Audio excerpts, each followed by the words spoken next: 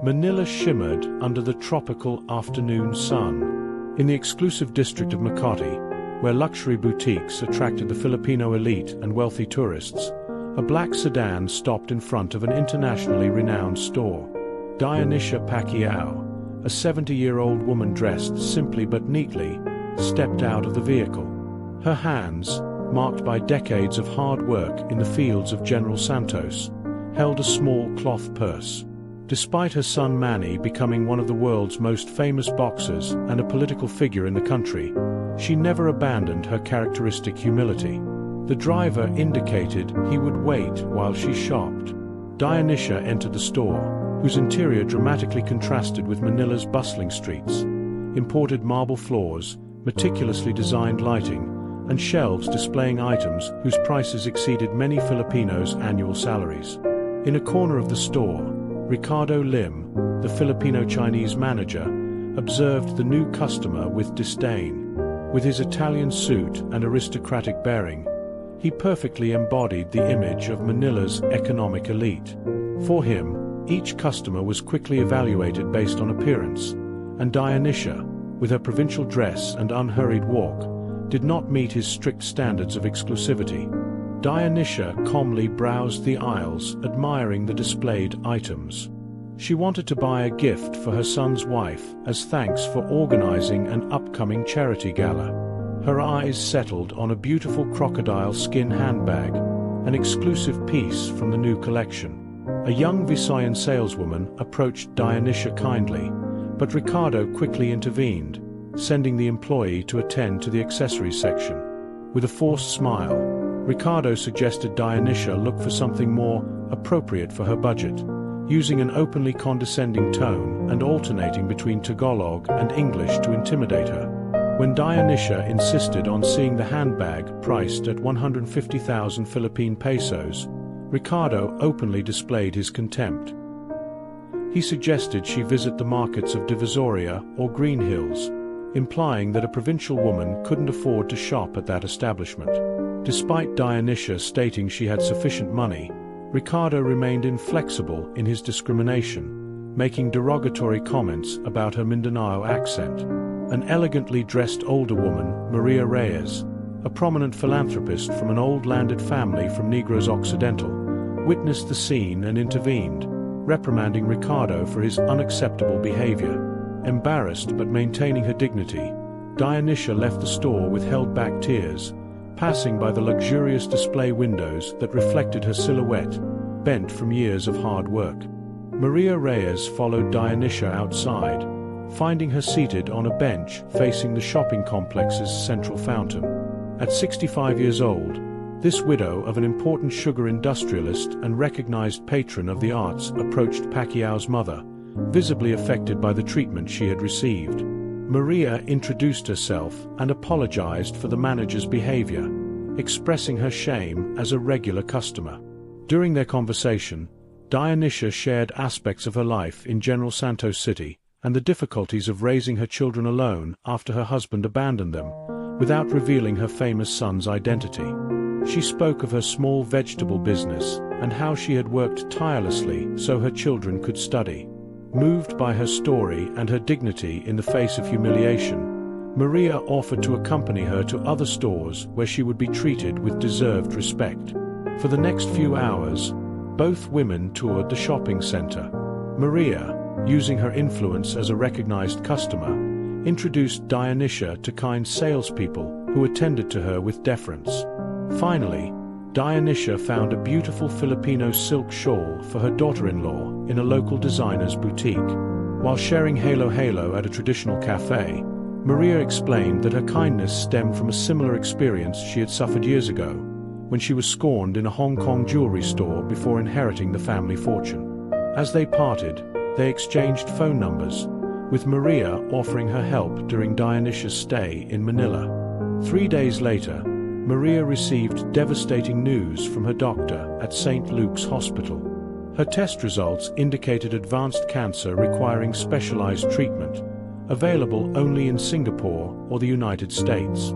Despite her fortune, much of her assets were committed to an educational foundation, and the expensive treatment would mean selling historic family properties. Meanwhile, Dionysia had returned to the Pacquiao mansion in Forbes Park, where she was temporarily staying with her son. She decided not to mention the store incident to avoid distracting Manny from his commitments to the upcoming charity exhibition at the Araneta Coliseum, an event that would raise funds for children with chronic diseases in Mindanao's poorest areas. Ricardo, for his part, received a severe reprimand from regional management after the formal complaint filed by Mrs. Reyes, whose family was a minority shareholder in the business group that owned the store. However, his arrogance prevented him from recognizing his error, blaming Dionysia for not looking like a high-class customer and for her provincial accent. That night, while Ricardo dined alone in his luxury condominium in Rockwell, he saw news about Manny Pacquiao's upcoming exhibition. With contempt, he changed the channel, considering that people like Pacquiao, from humble origins, would never truly belong to the Filipino elite despite their wealth and international fame. For him, true class couldn't be acquired with money, but came from traditional family names and privileged education. Maria, in her ancestral home in Nueva Manila, reviewed her finances with concern. The treatment far exceeded what she could quickly liquidate without affecting her charitable foundations. She considered selling some family jewels, but that would barely cover the initial costs. Before sleeping, she contemplated the photograph taken with Dionysia, fondly remembering the encounter with a kind provincial woman whose dignity had deeply impressed her. The boxing exhibition at the Araneta Coliseum had generated enormous national expectation, with tickets sold out weeks in advance and international media coverage. Manny Pacquiao, national pride, sports idol and senator, attracted crowds wherever he went in the archipelago. Dionysia occupied a privileged front-row seat, watching her son with maternal pride, dressed in an elegant traditional Filipino terno. Beside her remained an empty seat, reserved for a special guest who had not yet arrived. In her residence, Maria turned on the television while sipping her evening jasmine tea. The ABS-CBN News showed images of Manny Pacquiao's arrival at the Coliseum. Upon recognizing Dionysia walking alongside the famous boxer, Maria dropped her porcelain cup, surprised to discover that the simple woman she had helped was Mommy D, the famous and beloved mother of the national idol. In the dressing rooms, Manny received a letter delivered by his assistant. The message came from Ricardo Lim, the luxury store manager, who requested to personally apologize for the recent mistreatment of his mother, admitting he was unaware of their family relationship. Confused by this information his mother had omitted, Manny called for her. Dionysia, with tears in her eyes, finally narrated the incident at the store and Maria Reyes' subsequent kindness. Visibly upset by the treatment his mother had received, Manny embraced her tightly and then contacted his assistant to locate Maria Reyes and personally invite her to the post-event reception at the Manila Hotel. The exhibition was a resounding success.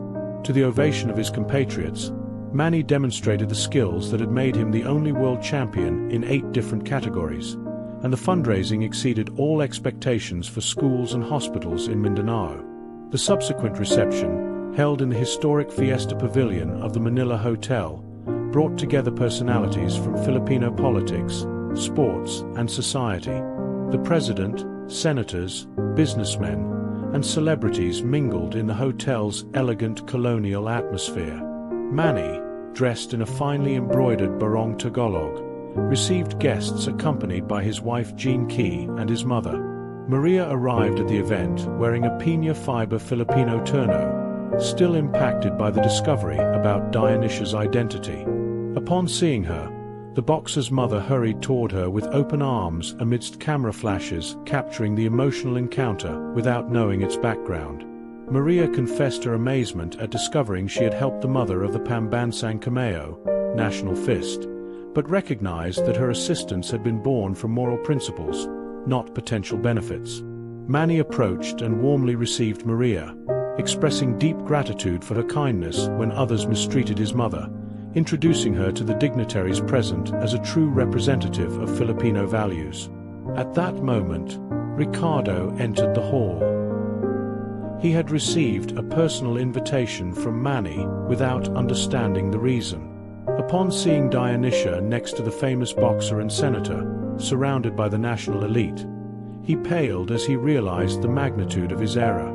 Photographers captured his expression of horror upon realizing he had humiliated the national idol's mother. Manny approached Ricardo with a serious expression, while those present watched expectantly. Contrary to the administrator's expectations, who feared a public reprimand or consequences for his career, the boxer extended his hand, mentioning that his mother had taught him that everyone deserves second chances, but also the fundamental value of respect beyond appearances or social position. Deeply embarrassed, Ricardo shook Manny's hand and then addressed Dionysia to express his remorse under the watchful eye of the country's most influential figures. The boxer's mother accepted his apologies with a characteristic serenity that had made her a beloved figure among the Filipino people, hoping the experience would teach him not to judge people by their appearance or provincial accent. During the reception, amidst toasts and congratulations, Manny perceived the concern on Maria's face despite the festive atmosphere. In a moment apart by one of the historic balconies overlooking Manila Bay, she finally confided her medical diagnosis and the difficulties she faced in receiving treatment abroad without dismantling her charitable projects. Without discussing it with Maria, Manny discreetly instructed his team. The next day, Maria received a call from the prestigious Raffles Medical Group in Singapore, informing her that all expenses for her treatment were covered by the Pacquiao Foundation, including transportation and accommodations. Moved to tears, Maria contacted Dionysia, expressing her inability to accept such a generous gesture. The boxer's mother explained that it wasn't a gift but a just reciprocity. She had provided moral support when Dionysia was humiliated, and now Manny offered medical support in her time of need, reflecting the Bayanihan, the Filipino community spirit. Meanwhile, Ricardo was experiencing his own transformation. The humility shown by the Pacquiaos in the face of his deplorable behavior, especially coming from such powerful figures in the country, had made a profound impact. Instead of the feared dismissal and public scandal, Manny had spoken with the store owners, suggesting that Ricardo could redeem himself through concrete actions. The manager implemented significant changes in the establishment. He organized customer service workshops with a focus on Filipino cultural diversity, emphasizing respect for the different regional accents and traditions of the archipelago. He personally contacted previously mistreated customers to offer apologies and established a strict non-discrimination policy.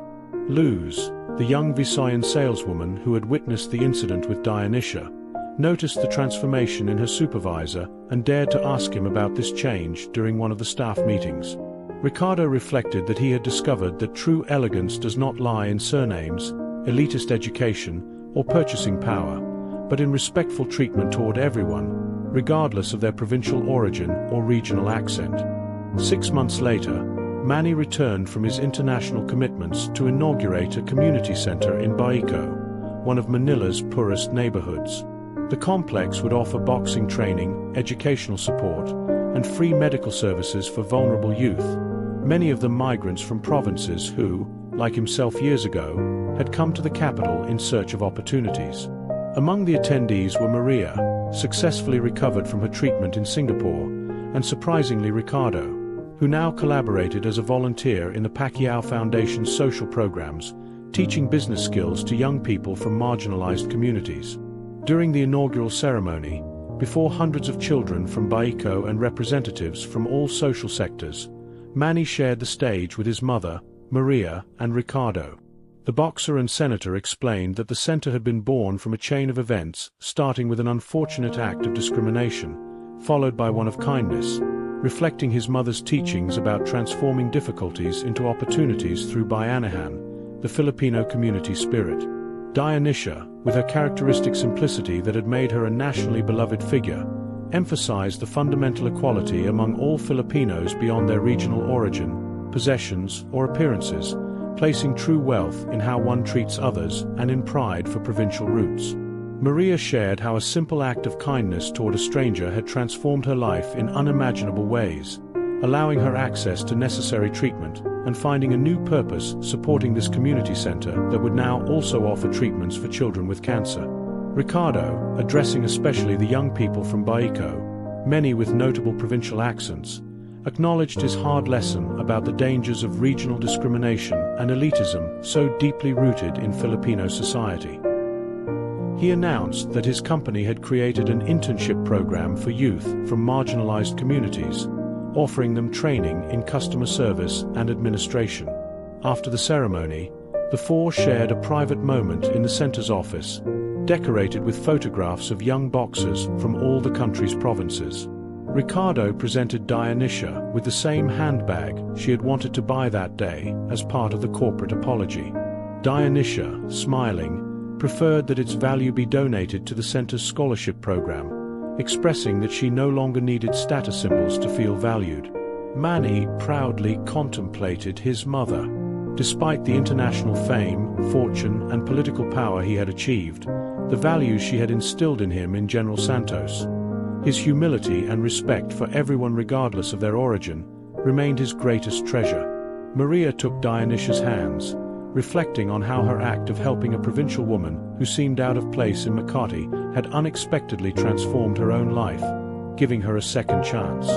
Dionysia attributed the merit to the Bayanihan, the Filipino community spirit that transcends social classes and regions. As evening fell over Manila Bay, the four observed from the window the center's courtyard where children from the poorest neighborhoods, many arriving from distant provinces, practiced boxing under professional supervision. Their laughter and enthusiasm symbolized the promise of a future where social barriers and regional discrimination could be torn down, one punch at a time. Ricardo, contemplating the scene, finally understood that true exclusivity did not reside in the luxury items he marketed or in his elitist education, but in the human capacity to transform mistakes into opportunities for growth, reconnection with cultural roots, and reconciliation among Filipinos of all regions and social classes. And so, from an unfortunate encounter between seemingly opposite worlds in the Philippine capital, was born a legacy of respect and opportunity that would transcend any boxing title, political position, or luxury item, uniting a country frequently divided by geography, dialect, and social class. If you like this kind of story, leave your like and subscribe to the channel so you don't miss out on the next videos.